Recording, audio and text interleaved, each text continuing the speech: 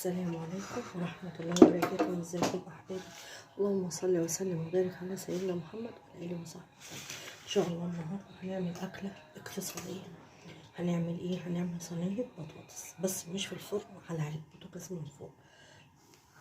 أنا معايا هنا نص كيلو بطاطس مقطعاه حلقات بالشكل ده، ومعايا صينية هنزل وغسلها كويس ونقعتها كمان ماشي، ومعايا بصل الكمية بقى اللي بتحبيها.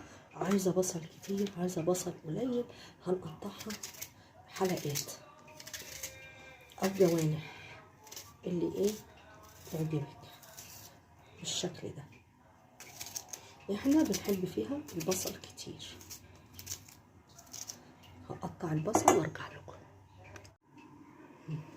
رجعت لكم يا حبايبي اهو. انا قطعت البصل بالشكل اللي انتوا شايفينه ده، ومعايا هنا التوابل اللي هحطها. معايا هنا وانا هنا يا حبايبي ورقتين لورا. هخليكي تعملي تتبيله ريحتها تجيب اخر الشارع، اكنك عاملاها بفراخ او لحمه.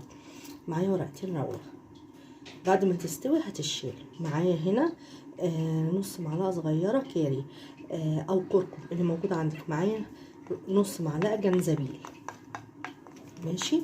معايا زعتر، رشه قرفه. الزعتر هيخلي طعمها في منتهى الجمال، وان شاء الله تعملوا الطريقه دي وهتعجبكم، وهتقولوا لي التعليقات بتاعتكم في ومعايا فصين حبهان انا مفصصاهم، ومعايا الفلفل الاسمر، ومعايا مكعب ماجي، ودي قرن فلفل حامي.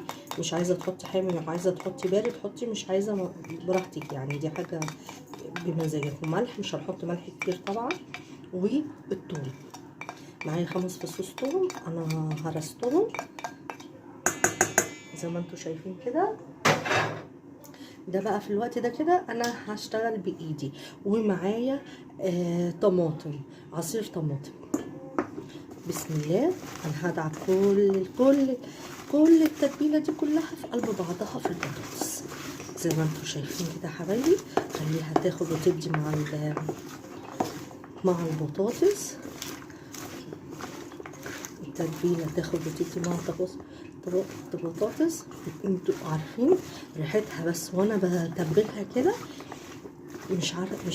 مش عارفه اقول لكم ازاي، يعني ريحتها خطيره.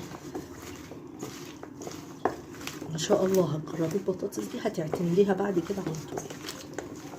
اهو خلاص احنا عملنا كله بالطماطم.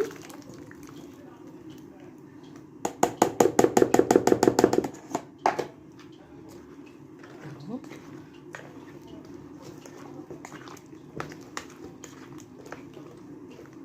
ريحتها بسم الله ما شاء الله. اهو ادوق الملح بتاعها. بسم الله مظبوط. هنحطها بقى على البوتاجاز لما تستوي هرجع لكم. اهو يا حبايبي البطاطس شايفين اهو خلاص كده. ونوطي عليها بقى لغايه ما تستوي على الاخر وارجع لكم تاني. وده يا حبايبي بعد ما خلصنا الاكل خلاص البطاطس استوت اهي ما شاء الله عليها. عملنا جنبيها رز بشعريه وطعمها وريحتها في منتهى الجمال. بسم الله ما شاء الله اللهم بارك. ان شاء الله تعملوها وتجربوها وتقولوا لي رايكم في التعليقات الحلوه بتاعتكم. بصوا مهريه ودايبه بسم الله ما شاء الله عليها. بما اننا في اخر الشهر يعني واكلات اقتصاديه حلوه كده اكنك عاملاها بفراخ او لحمه. ان شاء الله تعملوا الطريقة دي، تجربوها وتعتمدوها وتقولوا لي رأيكم في الكومنتات بتاعتكم، التعليقات الحلوة بتاعتكم. ما تنسوناش من اللايك والشير والاشتراك وتفعيل الجرس ليصلكم من قناتي كل جديد، فضلا وليس أمرا أحبابي.